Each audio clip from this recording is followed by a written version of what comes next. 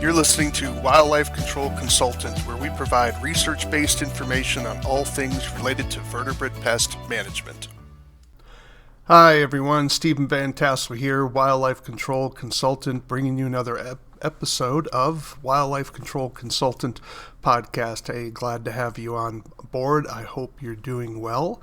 If you're wondering what this podcast is all about, this is where we provide research-based information on all aspects of vertebrate pest management. So if you're involved in handling wildlife like raccoons, skunks, bats, squirrels, beaver, birds, all kinds of other things, anything with a spine, we're interested in controlling it. That's in terms of wildlife. So, hey, glad to have you on board again. I'm at home right now, and we are in the midst of a serious blizzard here where I live here in Montana. So we don't get these quite as often, and this looks like it's going to be a bad one. I hope you're safe where you are as well. Do take a few moments, if you would, to subscribe to the channel, ring the bell. If you have questions, comments, definitely reach out to me at wildlifecontrolconsultant@gmail.com, wildlifecontrolconsultant@gmail.com. Of course, you could also just put a comment, of course, in the chat. We'd be glad to sort of correspond with you. So if you're interested in being on the show, definitely reach out to me via email. We'd love to hear from you there as well. This week, just sort of spotlight one of the books that I've published. This is How to Be Kind with Animal Pest. I revised it. It was originally written by Steve Meyer, and I, several years ago, updated it and expanded it. So this is where you learned how to use cage and box traps more humanely. A lot of people think, in a mistaken sort of way, that cage and box traps are automatically humane.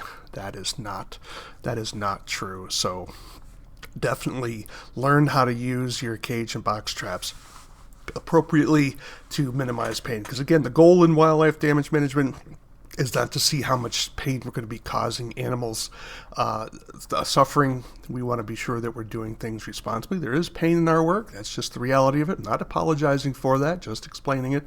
But I do think it's important for us to, when we can and when it's convenient, yes, I do think convenience is part of that. I know that's going to horrify some of our animal rights protest individual out there.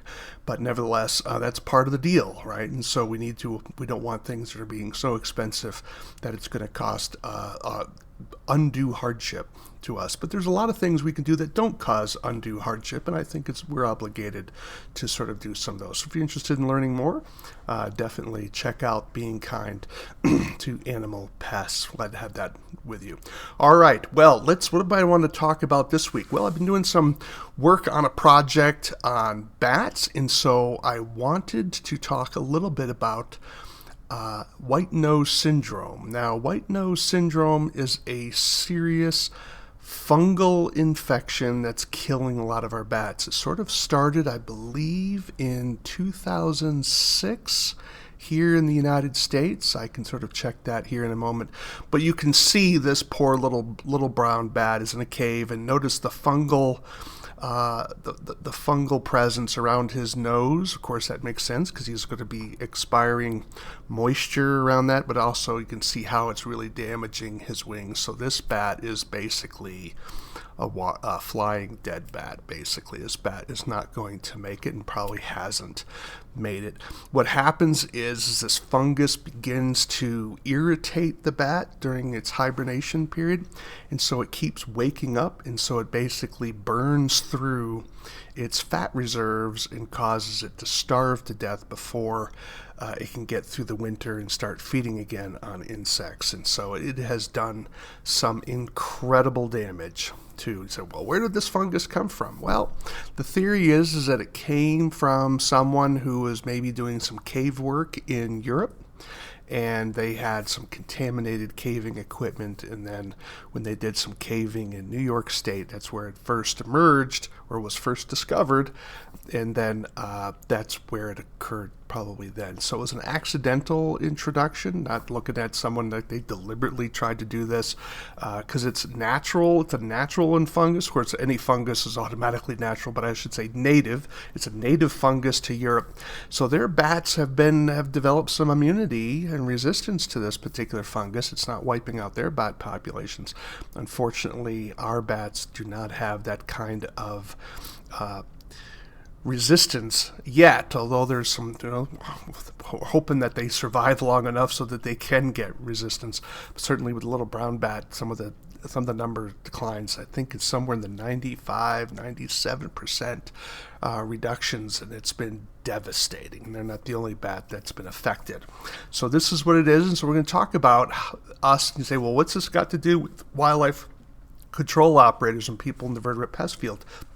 Well, it's important for us to make sure that we are not spreading this fungus, because obviously we're working in attics. You could be working around bats.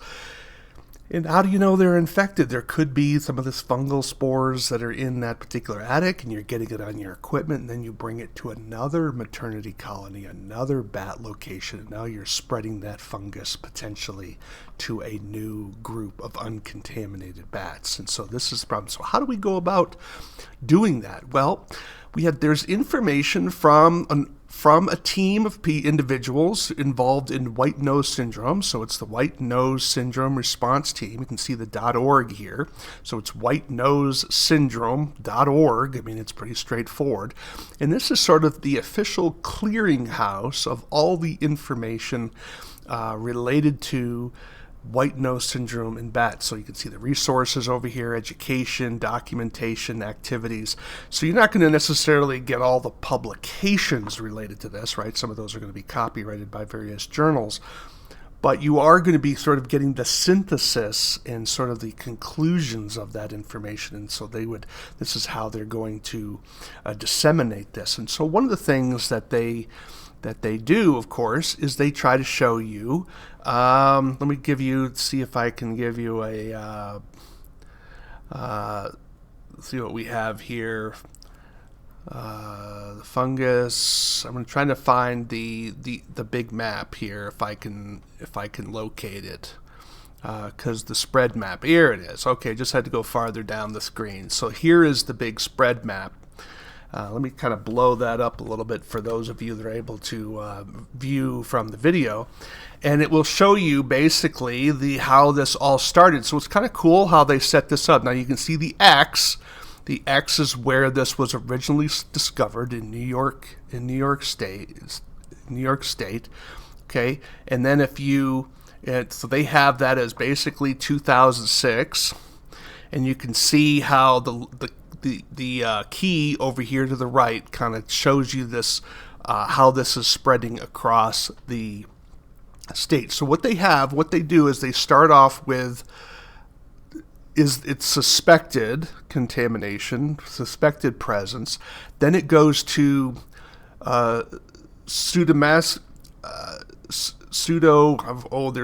there's the fancy name for it, and I forgot the name of the fungus, but it's destructans, okay?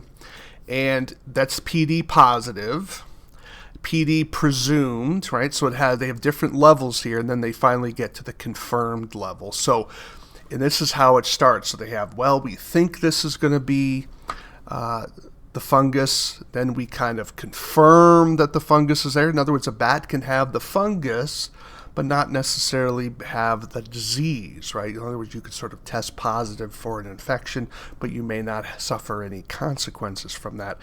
But till maybe it emerges later, right? In other words, we could have, cancer cells in our body, but we don't have cancer because the cancer just hasn't taken hold yet, if that's sort of a poor analogy for you. And so then once they get to the confirm, that's when they have bats that are suffering from the deleterious effects of white nose syndrome. And so let's try to follow this chart along, and you can just sort of see how it begins to build across the United States. So it was going across the eastern seaboard. You can see it growing, and then it got up into Canada, and then it's moving out into the Midwest. And notice how the colors keep getting darker. It's confirming. And then you have sort of white areas where, we're not sure, we think it's here. Then it gets more confirmed. Oh, and then all of a sudden it jumps all the way over to Washington State, which was quite a surprise.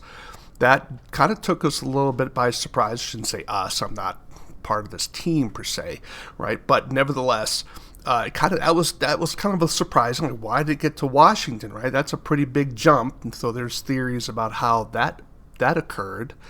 And then notice how we're still going. So then they're kind of wondering, is the Rocky Mountains, is that going to be sort of the firewall for white nose syndrome? In other words, it's so dry in the West. Is that going to be something that hinders the spread of white nose syndrome? Because white nose syndrome is a fungus. It needs coolness and it needs moisture, right? So fungus kind of thrive in an environment that's damp and cool, right? So it's dry in the West, right? It's kind of hard. It's one of the reasons why people like to live out here, is because you don't get the humidity that you're going to have like in Alabama, right? Or in the Northeast, where the humidity can be quite high. That's highly unusual in the West because we are water-stressed states.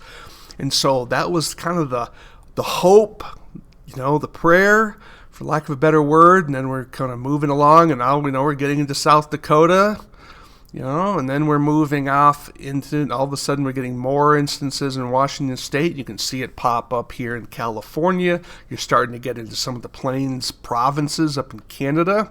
And now we're really full on, in the Great Plains states of South Dakota, Nebraska, Oklahoma, Kansas, down into Texas, of course. And now, we're now getting into the 220. Now, all of a sudden, it's in Montana. That's where I live, right? But notice it's starting out here in the eastern side of it. It's still the Great Plains, high plains, of course, but it was certainly found out there in 2020. And then all of a sudden, notice 2021, it's starting to move into the central part of the state, and then it keeps going, and now we're getting into, we're kind of getting some detected, maybe some suspects here, and then all of a sudden, it's full on in my state. Everywhere they look, they're finding it, of course, and basically now you see this is where we're at in 2024. So there's a process by which they confirm this, and this is the clearinghouse for the official documentations of this particular infection. So essentially, it's nationwide. And if you're involved in bat work, this is going to affect you.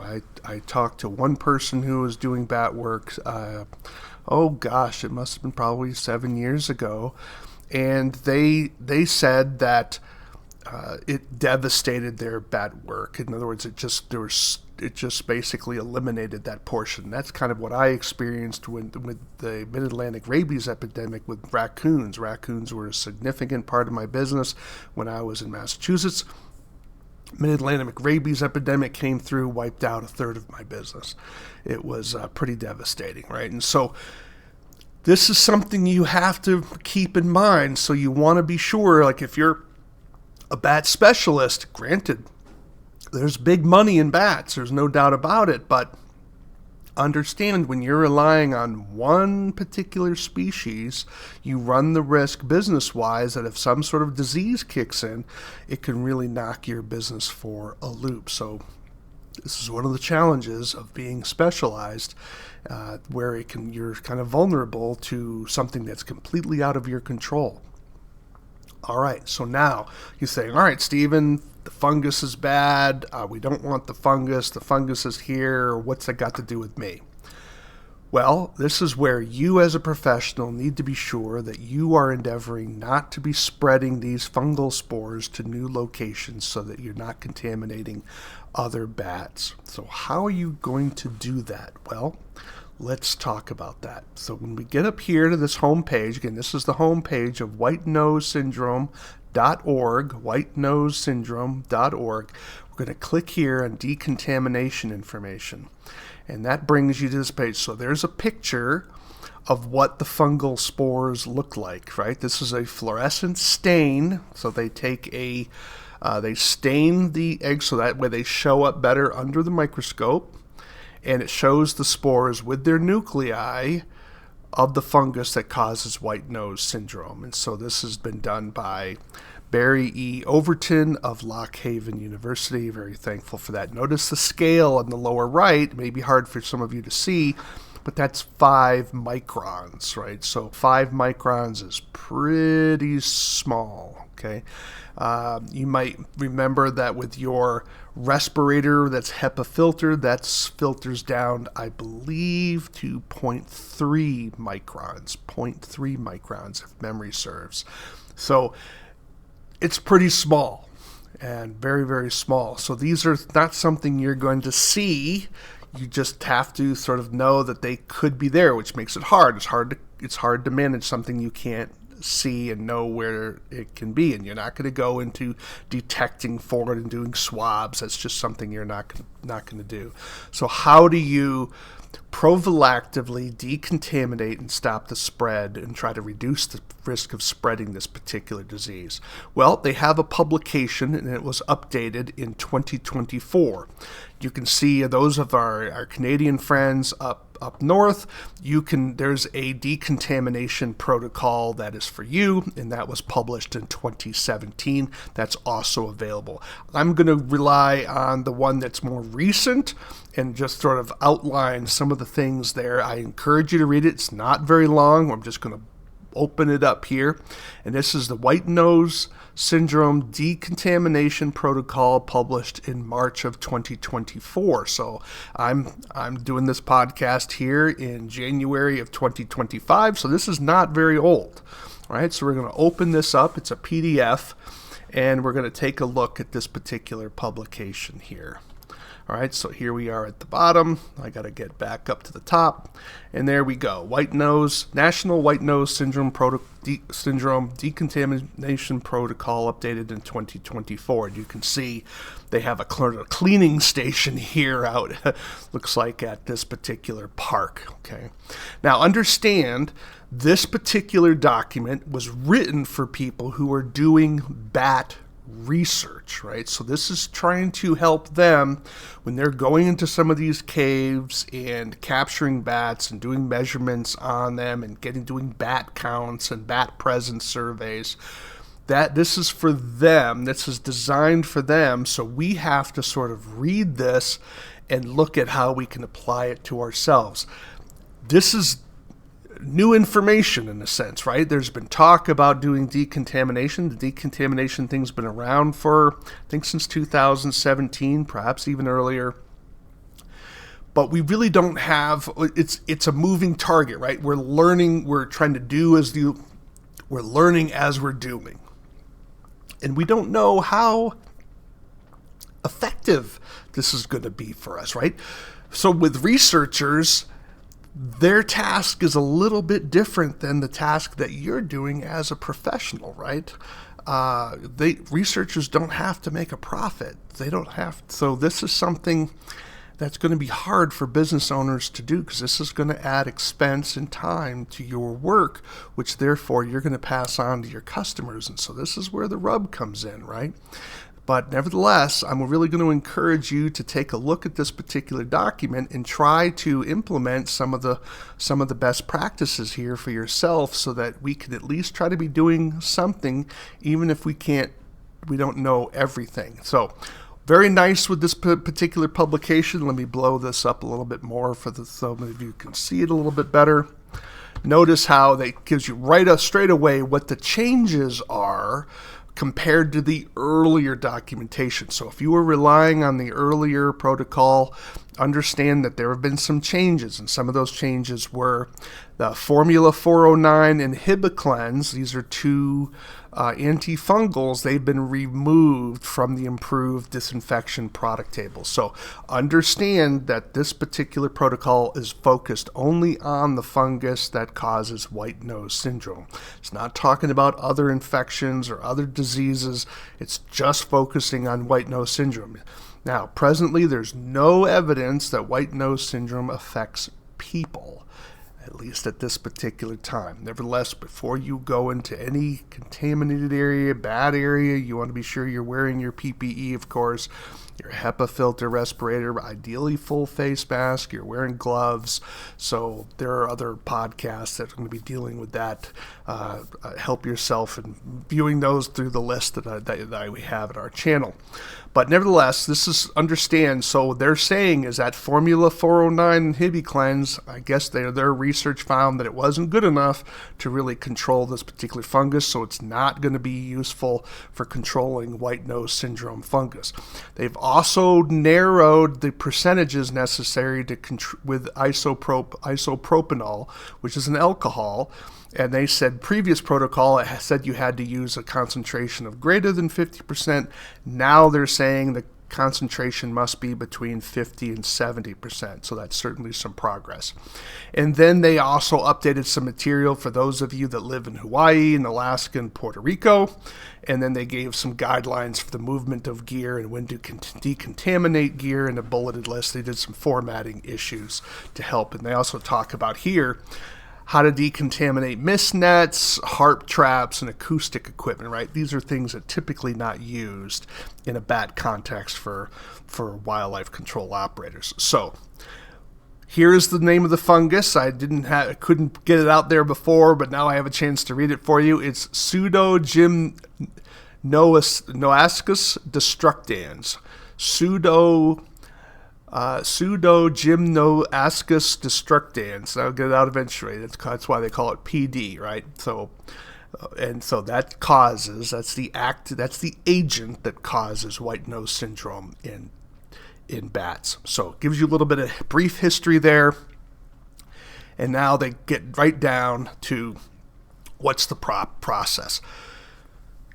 Here's what you want to be thinking about when we're trying to prevent control. So ask yourself the question, when you're dealing with a bat job, do you need to go into that attic? Now, if you're being hired to maybe do a guano inspection, clearly you're going to have to go in, but always be thinking, what do you have to do to minimize your exposure to that particular fungal and contaminated area?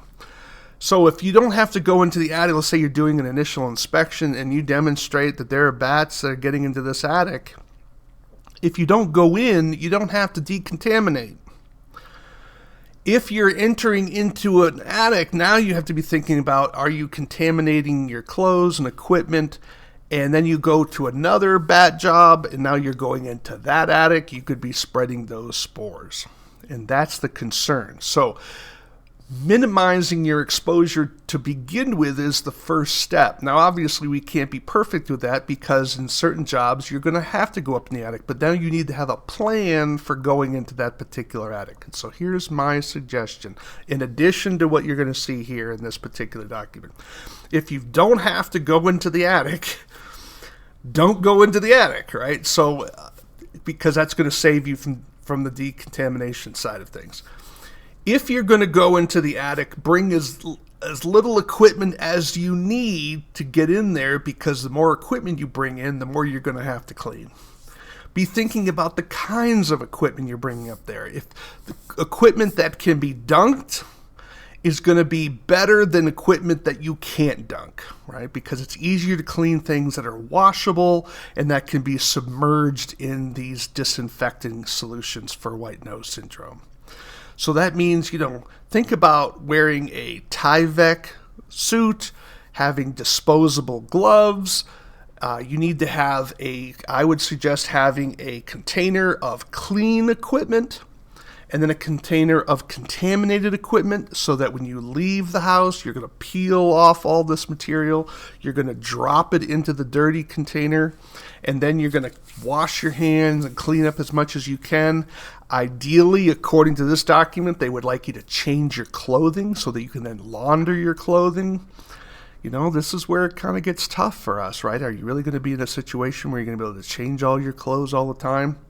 This is where, I wish we had something that was more attuned for wildlife control operators, what is the risk for them spreading this? We don't know. And unfortunately, the industry is not spending the money for the research to find out if we are a potentially part of that problem. This is, I'm going to get on one of my hobby horses here. I've been critical of the industry. The industry tends to focus on training, but that training is really for money development, which is fine. There's nothing wrong with that, but also it's limited. It only takes you so far. Sometimes the industry needs to take some money and spend and say, are we doing harm? Can we find out? How do we make sure we're not part of the problem on this particular? It's a thorny one. I'm not saying this is easy, but just an experience. I was part of a national organization years ago, and I asked them to fund a project on Balascaris procyon. For those of you following the podcast, you know that's a raccoon roundworm. And it would have cost us, we were going to do a partnership with the insurance industry, and they were going to pay half the money. I think we were looking at something, I think it was around $10,000 total. So if we contributed $5,000, the insurance industry was going to contribute $5,000. And we could have piggybacked on another piece of research to find out how long it took for raccoon roundworm eggs to die in hot attics, right? It would have been an awesome study, right? Unfortunately, the association denied it. So now, if we wanted to do that on our own, we would be talking tens of thousands of dollars to do that. Okay, there you go. So this is where we're at here, and these are the hard questions, and sometimes people don't like to ask the questions because they know they're going to be hard and they don't want to know what the answer is. And I certainly disagree with that. Nevertheless, if you care, I hope you're going to do at least some of the things advised by this particular document, as well as some of my suggestions. They're just sort of practical, trying to go along. So here's what they say. You're going to use some of these products to decontaminate your equipment. And they give some general guidelines, which, of course, we don't have. Our homeowners aren't giving us specific guidelines for how to get into their house. But as we scroll down a little bit more here, there's more stuff for you to read, and I'll let you read that. Notice what it says. Inspect all of your gear for stowaway bats. Not typically going to be a problem for us. Remove any dirt, sediment from your equipment. Again, typically not a problem for us because there's not dirt in people's houses typically, but you might want to think about insulation. Is insulation clinging to your boots or to your clothing? You want to be sure that could be contaminated. Was it contaminated with bat guano, for example, right? And then you want to be thinking about decontaminating yourself. You want to wash your hands, forearms, exposed skin with soap. Typically, you shouldn't be having exposed skin when you get out there into the attic, but you may have some exposed skin in your face if you have a half-face mask, for example. Again, here's where it says, change into clean clothing and footwear prior to entering a vehicle. How are you going to do that, right? You're going to wear, how many pairs of shoes can you wear? So I'm going to suggest you have a Tyvek suit. You're going to be wearing booties, right? Or at least maybe a Tyvek suit if it already has booties. You can go over your shoes. That would be great. Not going to be that. I have big feet. Not sure how we're going to find all that. And then you need to have sort of a decontamination location. And you need to do all this before you leave the site and before you enter your vehicle. Notice how it says to clean equipment. Wash submersible and non-submersible equipment according to manufacturer's recommendations. Here we have conventional cleansers like Woolite detergent or Dawn dish detergent may not kill the fungus, but they may aid in the removal of sediments and debris. Vacuum and wash the inside of field vehicles. How practical is that going to be for us, right? Now we get to the disinfectant side, and they give you a reference table, right? So if you can submerge equipment into the disinfectant, that's what you want to do. You're going to use hot water, and here's what they want. So they said preferred treatment for equipment that you can submerge in hot water. You need to maintain a temperature of at least 131 degrees Fahrenheit. That's going to be pretty hot, okay? And you need to maintain that temperature on the equipment for at least 5 continuous minutes. All the equipment surfaces must get contact with that 131 degree Fahrenheit, and you have to avoid trapped air. So it's got to really be in there for the entire 5 minutes. They were emphatic. Notice how it's in bold. It has to be 5 minutes, okay? If you have a commercial washing machine, make sure that you find out that the temperature of the hot water is at least 131 degrees and that you're going to be in there for at least 5 minutes, okay? Make sure your equipment can handle that kind of heat stress, okay, in water. Now, non-submersible equipment. Treat all non-submersible equipment with the most appropriate application or product in Table 1. What's Table 1? Well, let's go down to it. Here's Table 1. This is a list of applications where they have demonstrated efficacy against this particular fungus. Now, what are they? We've already seen isopropyl alcohol of 50 to 70%. It has to have an exposure contact time of more than 20 seconds. Okay? Alcohol wipes, that could be something useful for us. You have Clorox bleach. Notice it has to be at a 2,400 to 3,600 parts per million. You can see a label for dilution volumes and required exposure times. Clorox cleanup cleaner plus bleach, Clorox disinfecting wipes. Notice they have the EPA numbers here, so there's no doubt of what you're going to be getting, right? It's not. Don't just simply rely on the name of the product. The EPA label will tell you whether that's still going to be the legit thing, right? And then you have some disinfecting wipes. So at very minimum, you should be getting some disinfectant wipes, right? Now, you may say, well, I'll just use the disinfectant wipes on my own skin.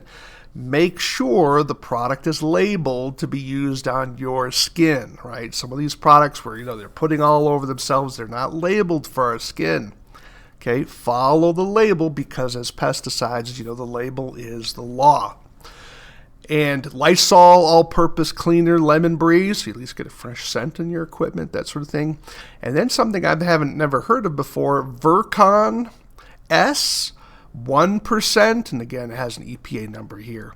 So understand that you are not using these products on someone else's property, because in some states, you're going to need to have a pesticide license to do that, right? You are using it on your equipment as a way of disinfecting it against white nose syndrome fungus, okay? So make sure if you're going to be like, oh, homeowner, I'll treat your attic and get rid of any white nose syndrome fungus. Well, if you're going to be doing that, now we're starting to get using it in a commercial way, as a commercial pesticide applicator, right? Some states are going to require you to have a special license for that, so make sure you're going to be legal in that regard. So you do have ways to clean equipment. What this means is, if you're reusing your one-way doors, for example, like let's say you get the plastic kind, you need to be sure you're dunking them in you're submersing these things either in hot water or you're submersing them or treating them with some of these other products that are going to be available. So submersing in hot water, as long as it's 131 degrees for more than 5 minutes, then you're going to be decontaminated, right? But if you can't do that, then there are other products available that are going to be to kill that fungus material. So, summarize. Avoid getting things contaminated if at all possible. If you don't need to go into an attic all the time, then don't go into the attic, right? If you have to go into the attic, make sure you're wearing, your Tyvek suit. Make sure you have cleaning supplies for your face mask, your respirator. You're to be able to remove your Tyvek equipment. You're going to be able to wash yourself to the extent possible, wiping down your shoes and boots. You can use some of these wipes that are going to be available that can be helpful. Make sure you have a container for dirty equipment and then a container for replacement clean equipment. And then cleaning all the other types of equipment that you're going to be using. If you're going to be using a one-way door, make sure you're not using those one-way doors on a new site until it's been properly sanitized, according to this protocol here. Again, no charge. No additional charge, because I think this is funded by federal grant money. So I hate it when people say stuff is free when it's not free. Nothing from the government is free. That's one of my pet peeves. I hate it when people lie to us like that. And this stuff isn't free. You just don't have to pay for it again as a taxpayer. But this is an important piece of document. It's only 10 pages long. It is not a long read. I would encourage you to download it, take a quick look at it. It's not going to take you very long. You can scan through some of the history stuff, but when it starts getting down to product use, you want to kind of slow down and get that. But really grateful for these researchers to at least move the ball on this. Now the question is for us as an industry, how do we have best practices on implementing these suggestions and in a particular context of bat management for structures? I've given you sort of some of my thoughts on this and the thoughts that I've certainly gleaned from other sources, but I would love to see a real heavy look to see if we're having an effect. It's like sometimes you think we're doing something that's right and we have good intentions, but we don't know if it actually is accomplishing what we want. That's the kind of research I would like us to see. But nevertheless, at least do this. At least do this to the extent that you possibly can. Perhaps your state will give you some additional information if you talk to your state non-game wildlife biologist, and talk to your state association, maybe if you're a part of a national organization, to raise this particular issue because it's something serious. Do we have any real evidence that some of these recommendations are going to work for us to avoid not spreading the infection, this fungus, to other locations? That's going to be the big question for us today. Well, not a most positive outlook in terms of bats. We certainly hope bats are going to pull it through, and we want to be part of that solution because your work is important for bat damage management, but we want to make sure we're not harming the underlying species. Our anger is not against the bat. Bats just doing what bats do. But we want to make sure that our activities aren't going to be harming bats. And if you don't want to do that just for the survival of the bats, of the various bat species, do it just as a business interest that you want to make sure there are bats in the future so you can exclude them from the next house, right? So I hope you're doing it for the former, but if not, then at least do it for the latter reason, for the purpose of improving your business. But we want to make sure we're part of the solution and not part of the problem. Well, I'm Stephen Vantassel. You've been listening to the Wildlife Control Consultant podcast, where we discuss all things technical related to wildlife damage management from a research-based perspective. Do take a few moments, if you would, to subscribe to the channel. Definitely ring the bell so you can be notified of future updates. I tend to publish once a week, and so definitely look out for that. If you have a topic or a person that I should interview, definitely reach out to me. I'd love to get your advice. I do listen to what the audience suggests, and I've actually done some podcasts based on feedback that I've gotten, so it's a way of getting something specific that maybe you're looking for. My email address is wildlifecontrolconsultant@gmail.com, wildlifecontrolconsultant@gmail.com. I would want to ask, however, just to make sure you do a little bit of a little search to make sure I haven't already covered it, because I've been doing this for 5 years now, so I've got a lot of podcasts out there. So, but nevertheless, there's a lot more to go, and sometimes things need to be updated as well. And I'm happy to do that. Again, wildlifecontrolconsultant@gmail.com, wildlifecontrolconsultant@gmail.com. Do take care, everyone. Bye-bye. This is the disclaimer for Wildlife Control Consultant podcast. Vertebrate pest control is an inherently dangerous activity involving risk of bodily injury to you, others, and/or property. Vertebrate pest control also involves legal issues, so be sure to always follow national, state, provincial, and local laws when using pesticides and/or other control methods when controlling pests. Wildlife Control Consultant LLC, Stephen M. Vantassel, or their affiliates are not responsible for your use of the information provided here.